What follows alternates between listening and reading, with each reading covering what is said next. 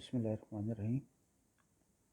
ये अल्लामा Iqbal open university का course है इकनॉमिक्स 0402 कोड, और ये सेमेस्टर है ख़ज़ां 2021।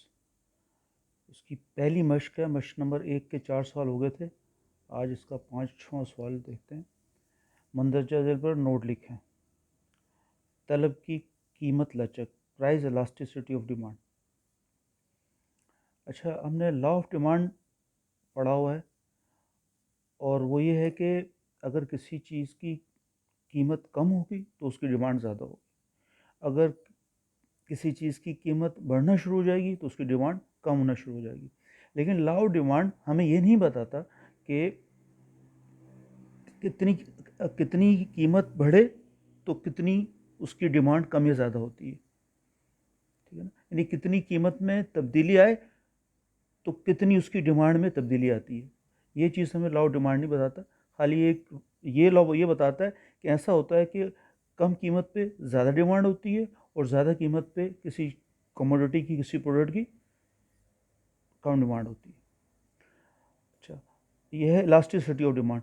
इलास्टिसिटी ऑफ डिमांड ये बताता है कि कोई भी प्रोडक्ट में कितनी लचक है, इलास्टिक कितना है।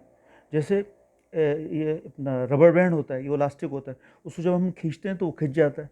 लेकिन उसी की जगह अगर कोई रिंग हो लोहे का, है ना, पीतल का, तो उसको खींचे तो वो खिंचेगा नहीं, क्योंकि वो इलास्टिक नहीं है ना। रबर बैंड इलास्टिक है तो वो खिंच जाएगा।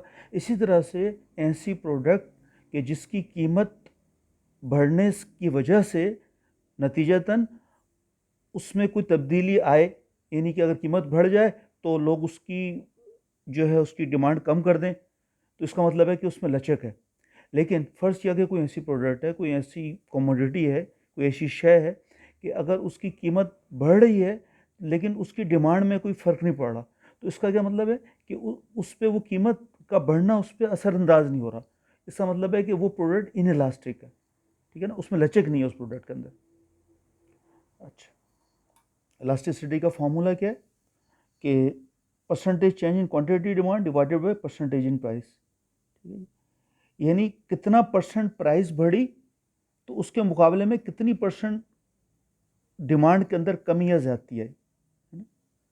यानी कि ईडी, इलास्टिसिटी ऑफ डिमांड, यानी कि तलब की लचक, ये क्या है, परसेंटेज चेंज इन, ये डेल्टा का मतलब होता है change in quantity, percentage change in price, यानी कितना परसेंट प्राइस की तब्दीली से कितनी नतीजतन कितना परसेंट जो उसकी क्वांटिटी है वो कम या ज़्यादा हुई, उसकी डिमांड कम या ज़्यादा हुई। तो इसको हम जब सॉल्व करेंगे जिस तरह से कि परसेंटेज कैसे निकालते हैं, change in quantity divide by total, यानी क्वांटिटी क्यू इंटू 100। इसी तरह से परसेंटेज चेंज इन प्राइस कैसे निकालेंगे, change in price divided by original price, है ना, into 100।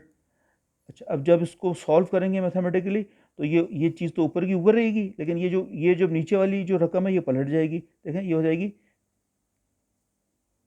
P over delta P into 100, 100 से 100 कैंसिल हो गया, आखिर में ये फॉर्मूला आ जाएगा इलास्टिसिटी और डिमांड का।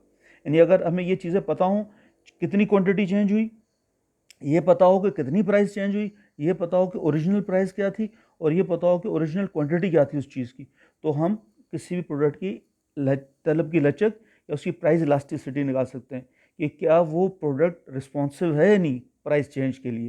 जब प्राइस चेंज होती है तो वो रिस्पॉन्स करती है या नहीं करती, या उसकी डिमांड उतनी की उतनी रहती है, या उसमें कमी आती है या ज़्यादती आती है ना। तो अब ये एग्जांपल से समझते हैं कि ये किस तरह से फॉर्मूला काम करता है। जैसे ये बता रहा है कि suppose the price of a pen goes down from ₹500 to 400। Pen था, उसकी कीमत 500 से 400 हो गई, यानी 100 रुपये कम हो गई, है ना। तो जब लॉ ऑफ डिमांड तो मैं यही बताता है कि जब कीमत कम होती है तो क्या होता है, फिर उसकी डिमांड बढ़ जाती है। लेकिन कितनी बढ़ेगी वो यहाँ हमें इस फॉर्मूले से पता लगेगा। As a result of this fall in price, इस नतीजे के तौर पर, ये जो कीमत गिरी है इसके नतीजे के तौर पर क्या हुआ, quantity demanded for pen goes up. वही जो लॉ ऑफ डिमांड है कि पेन की डिमांड बढ़ना शुरू हुई, और वो हो गई, पहले 1000 यूनिट्स की डिमांड थी, वो बढ़ के 5000 यूनिट्स की डिमांड हो गई।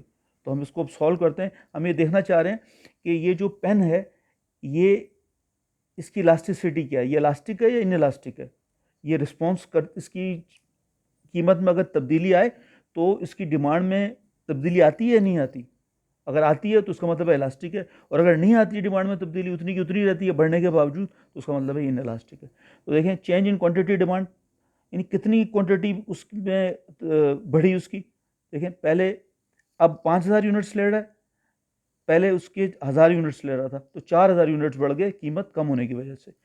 और कीमत कितनी कम हुई, डेल्टा पी यानी चेंज इन प्राइस, प्राइस कितनी कम हुई, पहले थी 500 अब 400, तो 100 का फर्क आया है ना, 100 रुपये कम हो गई। 100 रुपये कम होने की वजह से 4,000 उसके यूनिट ज़्यादा सेल हुए। ओरिजिनल प्राइस कितनी थी शुरू में, 500 थी, और ओरिजिनल क्वांटिटी जो सेल हो रही थी वो कितनी थी, 1000 थी।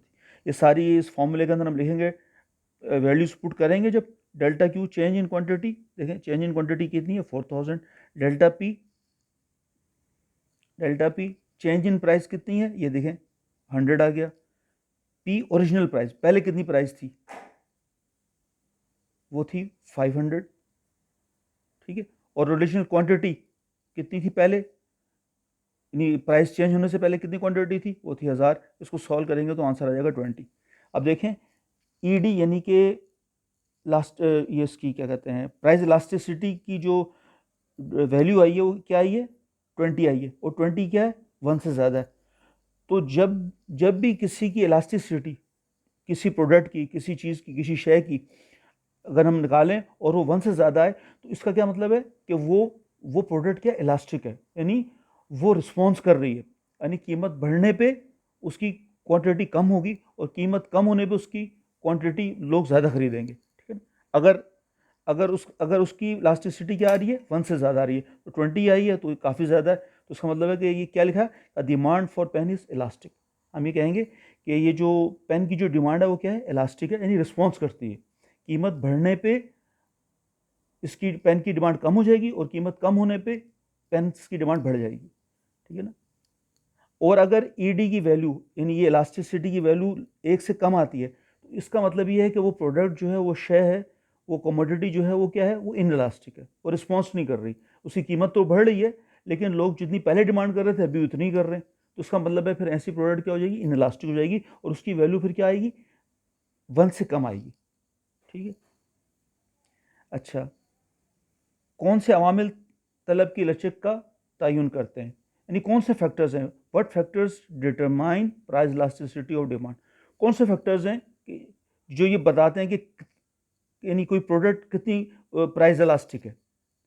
तो the demand for necessities tend to be elastic, जो भी प्रोडक्ट्स हैं जो नेसेसिटी हैं, जो ज़रूरी प्रोडक्ट्स हैं, जैसे गंदम है, चावल हैं, मेडिसिन्स हैं, ये ऐसी प्रोडक्ट्स हैं कि जो लाजमी इस्तेमाल करनी होती है इंसान को, है ना।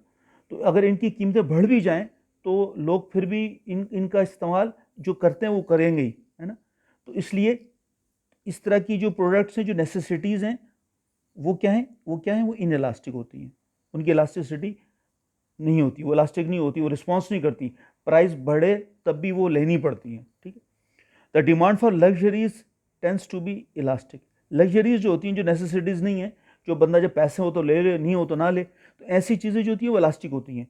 यानी ऐसी चीज़ों की अगर कीमत बढ़ेगी तो लोग उनकी डिमांड कम कर देंगे, और अगर उनकी कीमतें कम होंगी तो लोग उनकी डिमांड बढ़ा देंगे, ठीक है, जो लग्जरीज हैं। अच्छा, the demand for commodities having close substitutes, ऐसी प्रोडक्ट्स जिनके क्लोज सब्सटीट्यूट्स हों, यानी उसके मुतबादिल मौजूद हों, ऐसी प्रोडक्ट्स जिनके मुतबादिल मौजूद हों, तो उनकी भी जो डिमांड क्या होगी, इलास्टिक होगी। क्यों इलास्टिक होगी, ज़्यादा इलास्टिक इसलिए होगी कि अगर किसी फर्स्ट किया कि जिस तरह से टी है और कॉफ़ी है ना, ये सब्सटीट्यूट है एक दूसरे के, तो अगर अगर तो जो है अपना चाय बहुत महंगी हो गई और कॉफ़ी उतनी ही रही जितनी उसकी प्राइस थी, तो लोग स्विच कर जाएंगे कॉफ़ी की तरफ, है ना।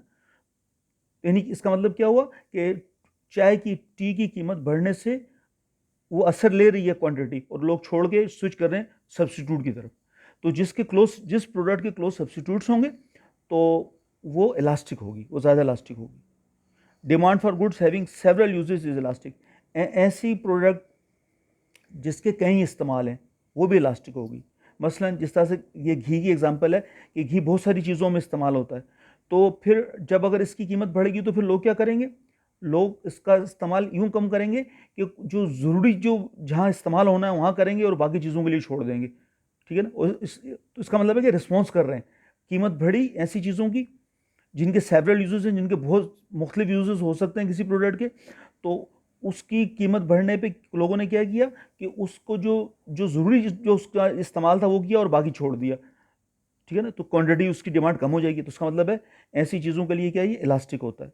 Demand for goods the use of which can be postponed is elastic. ऐसी चीज़ें जिसको जिनके इस्तेमाल को मौखर किया जाए कि आप नहीं कल कर लेंगे, एक हफ्ते बाद कर लेंगे, महीने बाद कर लेंगे, तो ऐसी चीज़ों की भी इलास्टिसिटी क्या होती है, वो भी इलास्टिक होती है। क्यों? क्योंकि अगर महंगी हो गई तो लोग कहेंगे कि चलें अब इसको हम अभी छोड़ सकते हैं, कल ले लेंगे, एक हफ्ते बाद ले लेंगे। तो इसका मतलब है क्या, वो फिर उसकी डिमांड कम हो जाएगी। यानी कि क्या कि लोग छोड़ेंगे तो ये इलास्टिक है, यानी रिस्पॉन्स कर रहा है। कीमत बढ़ने से लोग उसको पोस्टपोन कर रहे हैं और कहेंगे चलें बाद में ले लेंगे। तो ये इस तरह की प्रोडक्ट भी इलास्टिक होती हैं। The demand for very expensive and very cheap things is less elastic. जो बहुत ज़्यादा महंगी चीज़ें हों या बहुत ज़्यादा सस्ती चीज़ें हों, उनकी जो है वो उनकी इलास्टिसिटी ज़्यादा नहीं होती, ठीक है। Elasticity also depends on the income of the consumer. अच्छा, अब ये इस बात पे भी डिपेंड करता है कि कोई प्रोडक्ट कितनी, ये लोगों पे डिपेंड करता है। किसी मालदार आदमी के लिए, रिच बंदे के लिए, देखें किसी रिच बंदे के लिए इतनी वो इलास्टिक नहीं होगी, लेकिन क्योंकि जो कोई पुअर बंदा है, कोई गरीब आदमी है, तो उसके लिए ज़्यादा पैसे की जो है वो कीमत है, कदर है उसकी, है ना। अमीर आदमी के लिए तो नहीं है, उसके पास तो बहुत पैसा है, उसको तो कोई इशू नहीं है, तो उसके लिए इलास्टिसिटी नहीं है इतनी, वो भले बढ़ भी जाए तब भी ले लेगा। लेकिन जो कोई पुअर है तो उसके लिए क्या होगी, वो कोई चीज़, कोई भी प्रोडक्ट क्या हो सकती है, ज़्यादा इलास्टिक हो सकती है, यानी कि उसकी कीमत बढ़ने से वो उसका इस्तेमाल कम कर देगा और ये इस तरह से वो रिस्पॉन्स करेगा। इस तरह से ये वाला जो है सवाल का जवाब पूरा हो गया।